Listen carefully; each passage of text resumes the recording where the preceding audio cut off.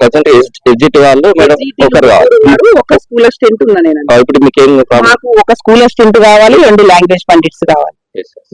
Okay madam, మీ పేరు చెప్పండి. Vanitha. Thank you madam.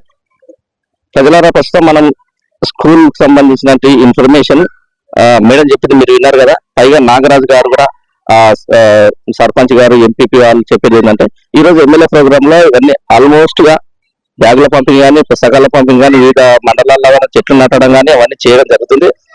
School problem అయితే మేడం చెప్తున్నారు, ఎమ్మెల్యే గారి దృష్టి కూడా ఈరోజు తీసుకెళ్తుంటున్నారు.